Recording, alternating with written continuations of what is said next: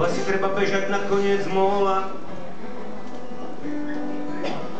Chytiť sa slamky, keby dáka bola, alebo sa hodiť do tej čiernej vody. O dušu spasenú na čas a body. Plávať, plávať v tej hrdze mreží a hlasu za nimi. Plávať, plávať nenápadne komplikovať.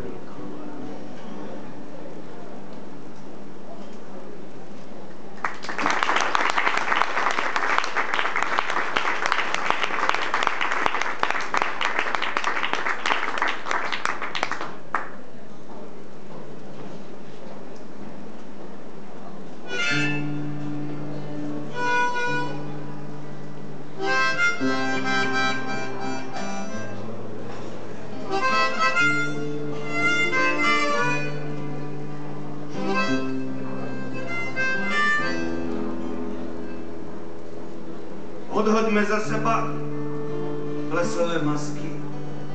Opitá muzika prestala hrať. Usmej sa, chcem skúsiť chuť tvoje lásky. A chceš, poviem ti, že ťa mám rád. Chúlíš sa pri stene, nahá na snehu. S očami v slzách mi vzlikáš za nehu. Tvoj sneh sa červená a my sa tiež.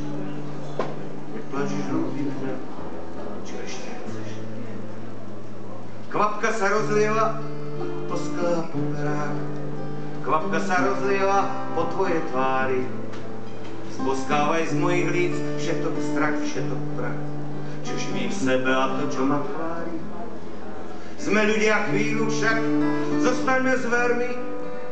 Ja som ten jediný, všetok žiaľ zvermi.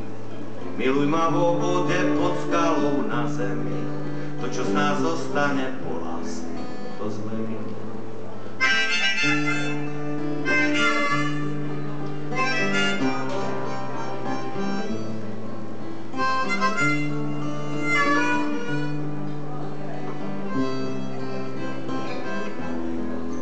Sme ľudia chvíľu však, zostaňme zvermi.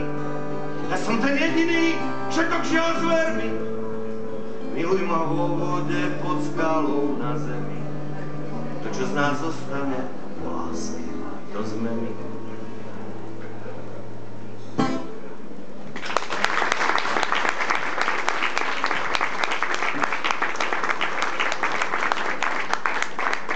Marián Geisberg, alebo teda, aby som to povedal oficiálne, člen činohry Slovenského národného divadla Marián Geisberg. Inak Marián, výborné, trošku ťažké veci, akže blbo sa na to tancuje. Ja som tak skúšal nejaké prvky, ale nešlo to, ale tú druhú pesničku mám aj pozná. Je to ešte z vysokej školy, tie plesové masky, že? Vršomov, internáty, ježišmarja, úžasná doba. Mlýnská dolina, štúdium herectva, ja neviem, aj filozofie zároveň. Pamätám sa, že jeden z najväčších filozofov, našich spolužiakov na vysokej škole má niekedy v sebe taký pretlak intelektu, že musel otvoriť dvere a na pustú Mlýnskú dolinu zakričal hovno! A zase záveril. Krásne. Vážny filozof, a to prosto potreboval to nejak dostať zo seba, možno trošku opačným extrémom, ale to som trochu odbočil. 11. november je dnes a uvádzame knihu Jozefa Kariku Čierna hra alebo Vláda mafie. Zvláštne 11. november práve, lebo mimochodom Fyodor Michajlovič Dostojevský sa narodil v tento deň, 11. novembra, to som si dnes pozrel. Trošku to už bolo dávnejšie, kúsok je starší odo mňa, 1821. Ale zase napríklad aj generál Patton, ktorý oslobodil tam polovicu Čiech, je to 1885, alebo čo aj Milan Laluhaj 1930, ale napríklad aj Demi Moore, 62, to už by sa dalo, Leonardo DiCaprio 74 a Janko Koleník 79, dnes má narodeniny. Že aká symbolika, že stelesnenie slovenského mafiána, aj keď teda biele panelán, ale slovenský mafián Janko Koleník a my tu dneska stíme knihu o mafii. Ja som vám povedal, že teda by sme možno vás chceli dostať do atmosféry krstov kníh Janka, teda pardon, Jozefa, hovorte mi kľudne Peťo. A pustíme vám niekoľko fotografií z krstu Jozefa Kariku, ktoré sa naozaj krstili v skutku netradičným spôsobom a netradičnými predmetmi. Ja by som, Jozef, vás možno, my si ešte s Jozefom stále teda vykáme, aj keď sme boli hostiami v jednej úžasnej zábavnej relácii, kde sme sa teda aspoň my dvaja výborne bavili. Neviem ako diváci, ale to nám bolo v podstate jedno. A ja vás možno, Jozef, poprosím, keby ste, tu nám budeme mať nejaké tie zábery, možno keby ste nám niečo aj vy k tomu povedali, ja si toto takto k vám sadnem a skúsme to pustiť, čo tam máme, tie zábery z tých krstov z minulosti. Ako som povedal, Jozef dnes krstí jubilejnú 10. knihu v najväčšom slovenskom knižnom dome vo vydavateľstve Nika. Teda ešte samozrejme potrebné, aby sa tá fotka zmenila.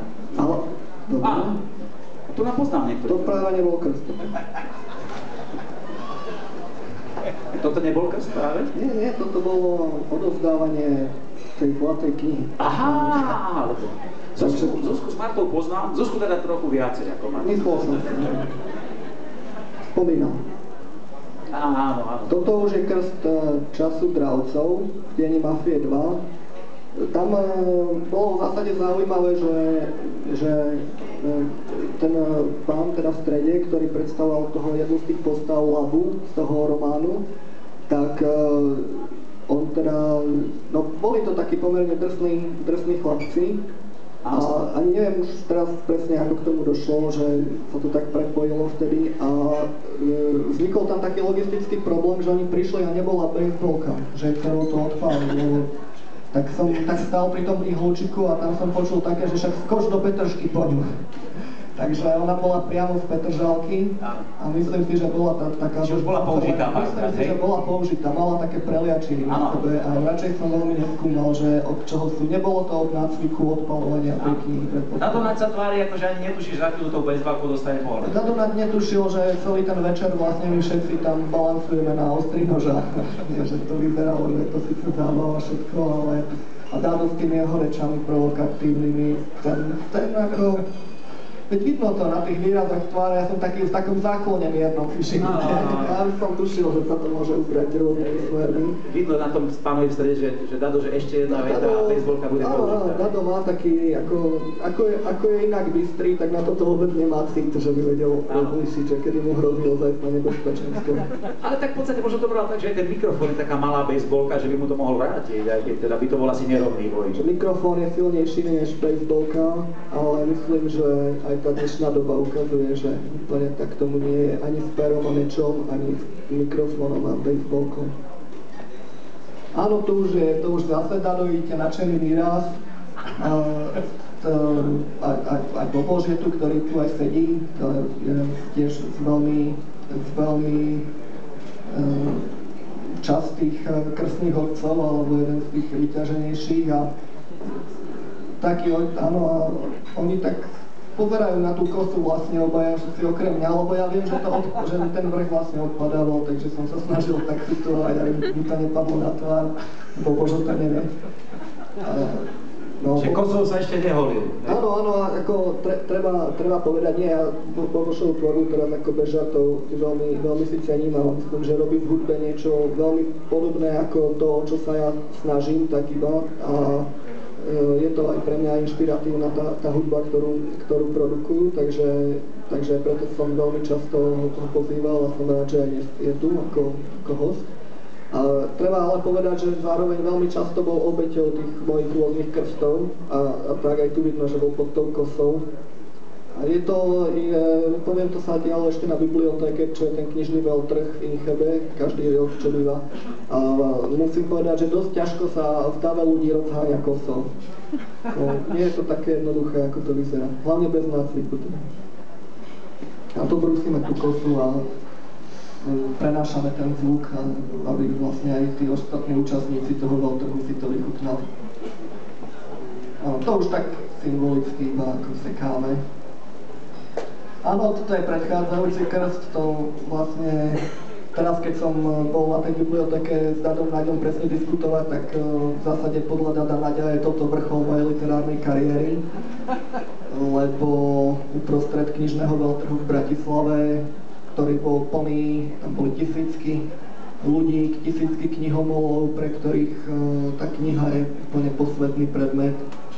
Celý ten veľtrh je zasvetený knihe, tak tam uprostred toho sme motorovou pilou rozpílili v rámci krstu knihu a veľmi rád a často sa vraciam k tým momentom, treba povedať, a v podstate aj ja ich chápem, aj ja to chápem ako za jeden z takých kreatívnych vrcholov toho celého. Ale zatiaľ samé poetické predmety, ktorými krstíte. Tak... Áno, tak snažím sa to tak, to už je taká civilná diskusia s Marianom Geisbergom. Tam sa neudialo nič zvláštne. Áno, toto bol tiež krstný otec a je teda z prvej knihy, to bol úplne prvý krst, kde či Bobož, Oskarož a ďalší hudobníci prišli, čo som bol vtedy taký dosť vyhúkaný, lebo to bol, ja som tu v Tieni mafie, ten prvý román písal, tak som nejako veľmi nepočítal až tak s vydaním. Samozrejme som si to bral tak, že by to potešilo, ale až tak som s tým nepočítal a musím povedať, že vydavateľstvo, či pani Malíková, či pani Lešková, ale aj ďalší v tom vydavateľstve zareagovali takým ako pozitívnym spôsobom k tomu rukopisu, že ma to dosť tak ako šokovalo a bol som vlastne celé to obdobie som bol v takom miernom šoku, trvalo to asi niekoľko týždňov, ten môj, vidno to potom na ďalších fotkách, kde bude to vidieť na mne, že som bol v takom zvláštnom rozpoložení. Áno, to boli ešte také tie iba začiatky, že iba nejakým ohňom sme to z pušného prachu, to boli tie amatérske, skromné začiatky, kde sme naberali skúsenosti do ďalších krstov. Jednoduché vybuchovačky. Také to bolo, áno, také tie detské. Človek dosadzuje od radosti rukami na vzdialenosť 20 až 40 metrov. Také, a k tomu nedošlo. Nečakali sme až takýto plameň, treba povedať, že trošku to šprklo obočia, lebo to bol naozaj pušný prach a mal taký explózii, ale oproti tým ďalším krstom to bolo ešte také... Marian Leško sa teší, že je tak ďalej. Áno, sa teší. Ten má najoptimistickejší výraz, to bude najďalej. Presne tak.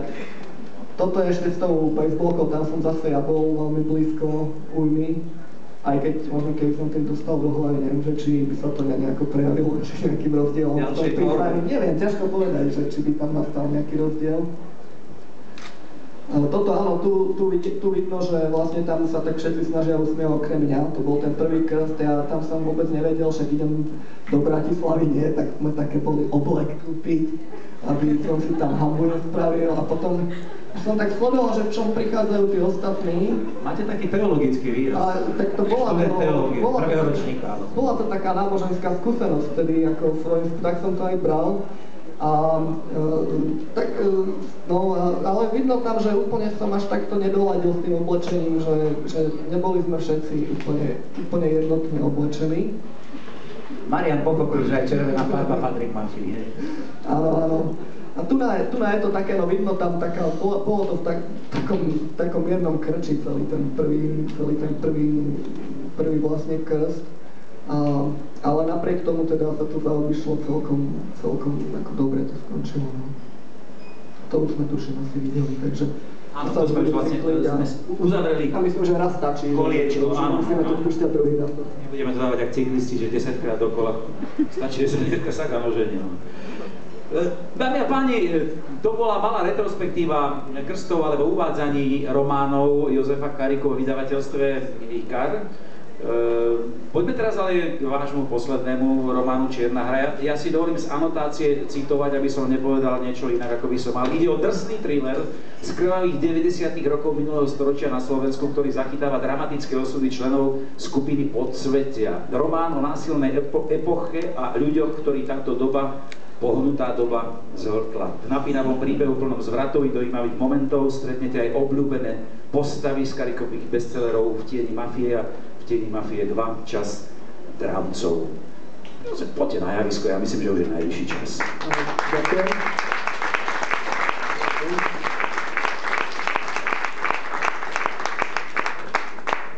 Ďakujem veľmi pekne v prvom rade ľuďom, že prišli na aj v hojnom počte. Som sa teraz tak vydesil, kým som tam sedel, som nikoho nevidel a teraz vidím, že sú tu na... Že zrazu prišli, si mali pocit, že takto šteboceme my dvaja a zrazu ľudia. Že áno, že tie krsty bývajú v takom skromnom počte, že autor, rodina a vlastne tak, áno. A všetci traja čitatelia. Ďakujem. Ako sa cítite dnes v Bratislave? Už chodíte častejšie z toho